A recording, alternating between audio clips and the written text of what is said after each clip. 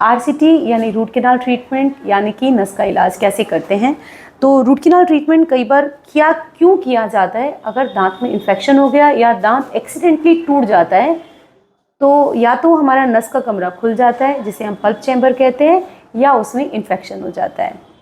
हर उम्र के लोगों को रूट कैनाल किया जा सकता है। रूट कैनाल के लिए चिंता होती है कि कहीं या तो दो बात होती है, या तो ये पेनफुल होगा या फिर कहीं फेलियर ना हो जाए। तो वेरी फ्रेंकली अगर हम ढंग से करते हैं तो रूट कैनाल में पेन के चांसेस बहुत कम होते हैं, और फेलियर के चांसेस अगर हम बोलें, अगर हमने आइडियली रूट कैनाल ट्रीटमेंट किया है तो 1% चांसेस हर केस में हर डॉक्टर के साथ होते हैं कि वो ट्रीटमेंट फेल कर सकता है। आज की इस वीडियो में हम जानेंगे कि हम रूट कैनाल ट्रीटमेंट कैसे करते हैं on my patient live with all the instrument, कि हम किस तरह से इंस्ट्रूमेंट यूज़ करते हैं, कैसे चेक करते हैं, इंजेक्शन देते हैं या नहीं देते हैं। इसका हम कंप्लीट वीडियो आपको बताने वाले हैं कि रूट कैनाल ट्रीटमेंट हम कैसे करते हैं। रूट कैनाल ट्रीटमेंट आगे का दांत और पीछे का दांत सबके लिए बिल्कुल अलग होता है, अलग अलग कैनाल होती है। तो सबसे पहले आज हमारा जो वीडियो है वो है ऊपर के दांत के लिए। तो अगर आपको जानना है कि रूट कैनाल ट्रीटमेंट कैसे होता है, आप पूरा वीडियो देखें।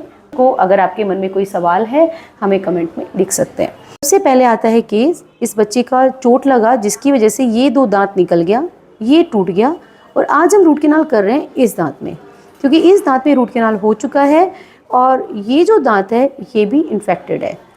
ये कैसे पता चलेगा कि ये टूथ इन्फेक्टेड है? तो ये एक्सरे से पता चलता है। ये वो दांत है जो इन्फेक्टेड है। ये होती है हमारा नस का कमरा। ये जो आप देख रहे हैं एक लाइन, इस टूथ में भी है नस का कमरा, इस टूथ में भी है नस का कमरा। पर ये दांत की जो जड़ है उसका जो एंड है, इसकी चारों तरफ ये काला घेरा है। ये काला घेरा बताता है कि ये दांत इन्फेक्टेड है, यानी कि यहाँ पर हड्डी है ही नहीं। हड्डी तभी जाती है जब हड्डी वहाँ से गल जाए और पस बनाती है वो। अगर हम हेल्दी दांत को देखेंगे तो यहाँ पर कोई भी इस तरह का इन्फेक्शन नहीं है। ये उसके बाजू वाला दांत है, इधर भी कोई भी ब्लैक होल नहीं है जिसको हम रेडियोल्यूसेंसी बोलते हैं, जो सिर्फ इसी दांत में है। तो अब हमको ये इन्फेक्शन कैसे निकालेंगे? इस कैनाल के द्वारा, इस नली के द्वारा। तो सबसे पहले हम इस नली के अंदर अप्रोच करेंगे, ओपन करेंगे इसे हम, जिसको हम बोलते हैं आरसीओ यानी कि रूट कैनाल ओपनिंग। तो my first step is root canal opening. का दांत पार्शियली नेक्रोज्ड है या थोड़ा वाइटल है तो हम एनेस्थेसिया देके काम करते हैं। एनेस्थेसिया में हम लिग्नोकेन या जाइलोकेन देते हैं। ड्यूरिंग द ट्रीटमेंट कोई भी पेन ना हो। फर्स्ट स्टेप के लिए है ये राउंड बर और ये हैंड पीस। इसका शेप राउंड होता है, उससे मैं ओपनिंग करूंगी। ओपनिंग दांत में पीछे की तरफ की जाती है ताकि पेशेंट के दांत को एस्थेटिकली हम खराब ना करें। उसके बाद हम 1 मिनट वेट करेंगे ताकि एनेस्थेसिया पूरी तरह एक्ट करे और पेशेंट को कोई भी सेंसेशन नहीं आए। फर्स्ट स्टेप कंप्लीट हो गया है। ये मेरा एक फाइल इस टूथ के अंदर जा चुका है, यानी कि मुझे एक्सेस मिल गया है कैनाल में जाने का। सेकंड स्टेप है कि हम इसकी लेंथ के बारे में जानें कि हमें कितनी लेंथ में काम करना है। तो उसके लिए हम एक्सरे शूट करते हैं। आरबीसी कहलाता है। इससे हमें तुरंत पता चल जाता है कि स्क्रीन पे आ जाता है, तो हमें वेट नहीं करना है और एक्सरे को डेवलप के लिए टाइम नहीं लगाना है। तो ये रहा मेरा वर्किंग लेंथ, जो मेरी फाइल डली थी ऑलमोस्ट 0.5 मिलीमीटर। मैं इसको शॉर्ट करूंगी क्योंकि ये एपेक्स से थोड़ी सी ज़्यादा बाहर जा रही है। इसको हम कहेंगे वर्किंग लेंथ। तो ये मेरी वर्किंग लेंथ आ गई है। मैं अपने स्टॉपर को कंट्रोल करूंगी और इससे हम अपनी लेंथ को मेज़र करते हैं। मेरी लेंथ आई है 21.5 mm। जो स्टेप है ये हैंड पीस का काम अब नहीं होता है। अब हम लेते हैं हमारा सेकेंड इंस्ट्रूमेंट जो रोटरी एंडोमोटर कहलाता है, और अब मेरे जो इंस्ट्रूमेंट है वो है रोटरी फाइल्स। कोडिंग होते हैं, तो सबसे जो छोटा है वो मैं लूँगी वाइट कलर का, और इसकी लेंथ को मैं वापस से इस एंडोमोटर में डालूँगी और इसका मैं लेंथ लूँगी 21.5 mm, जो कि मेरा वर्किंग लेंथ कहलाएगा। इसको हम क्लीन करेंगे और कोशिश करेंगे मेरा जो वर्किंग लेंथ है उसी लेंथ में ही काम करे, ना छोटा हो और ना बड़ा हो। कैनाल में जो भी डेब्रीज थी वो इस फाइल में आ गई, इसको वाइप करेंगे। फाइलिंग करने के बाद हम कैनाल को इरिगेट करते हैं ताकि जो भी गंदी डेब्रीज हो वो इस कॉटन से, इस कैनाल से बाहर निकल जाए, जिसको हम बोलते हैं सोडियम हाइपोक्लोराइट। पहले मैंने वाइट लिया था, अब मैं येलो ले रही हूँ क्योंकि वो उससे थोड़ा बड़ा साइज है। Again I will check the length 21.5 mm।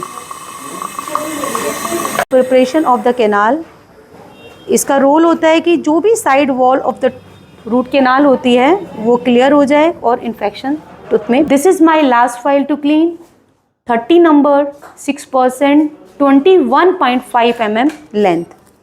इसके बाद मेरी कैनाल पूरी तरह क्लीन हो जाएगी और हमारा स्टेप 2 कंप्लीट हो जाएगा। हाइपो जो होता है वो कैनाल को डिसइंफेक्ट करता है, स्टरलाइज करता है, पर लास्ट में हमें हाइपो को भी वॉश ऑफ करना है, उसके लिए हम यूज़ करते हैं नॉर्मल सेलाइन। तो मेरा लास्ट क्लीनिंग रहेगा with the help of normal saline solution. तो इस इरिगेशन से फ़ायदा ये होता है कि जितना भी डेब्रीज होगा, नेक्रोज टिश्यू होगा या पस होगा, वो पूरा का पूरा निकल जाता है। Our last step which is third step known as obturation, यानी कैनाल को मुझे पूरा पैक कर देना है। कहते हैं हमारे थर्ड स्टेप की तरफ। तो उसे हम सबसे पहले कैनाल को ड्राई करेंगे। ये होते हैं पेपर पॉइंट जो अलग अलग नंबर के आते हैं।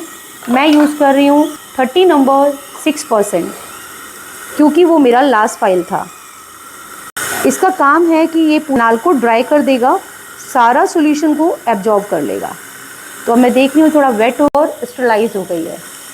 Now I will go and check for the canal को हम गटर पर्चा पॉइंट से ही फिल करते हैं। जो इनर्ट मटेरियल होता है कैनाल को स्टरलाइज रखता है और पैक रखता है। एक होता है सीलर और एक होता है गटर पर्चा। तो उससे पहले हम चेक करेंगे कि हमारी कैनाल प्रिपरेशन अच्छी हुई है या उसको और करेक्शन की ज़रूरत है। मुंह खोलेंगे ना, X-ray. This is my last X-ray, master cone X-ray. ये मेरा बिल्कुल एपेक्स तक गया है, यानी कि मेरा लेंथ बिल्कुल परफेक्ट है और मैं अपने ऑब्जर्वेशन को पूरा कंप्लीट कर सकती हूँ। गटा पर्चा पॉइंट है जिसको हम जीपी पॉइंट कहते हैं, उसको वॉल से एंगेज करें। ये जो सीलर है इसका काम होता है कि गटा पर्चा को टूथ से एंगेज करने का। मेरा ये जीपी पूरा चला गया है जितना मुझे चाहिए था। और फिर हम चेक करते हैं कहीं ये जीपी जो है वो लूज़ तो नहीं है कैनाल में। तो ये बिल्कुल लूज़ नहीं है, मैंने इसको चेक किया है, ये बिल्कुल टक बैक एक्शन है इसका। अब ये जो एक्स्ट्रा पार्ट है इसको हम कट कर देंगे।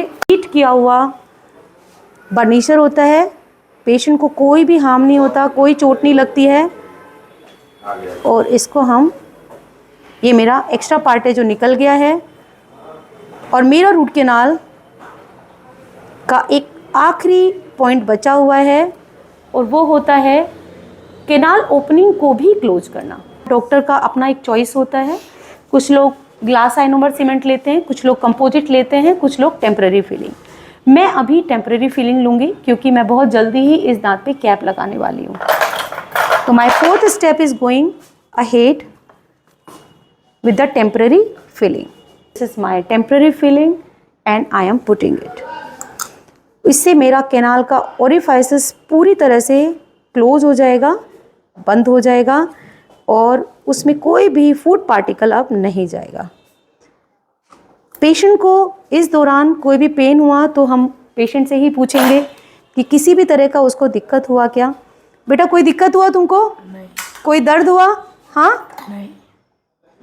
अब हम लास्ट तो ये था आपके पास complete video root canal treatment का। इसमें हमने स्टेप बाय स्टेप आपको बताया।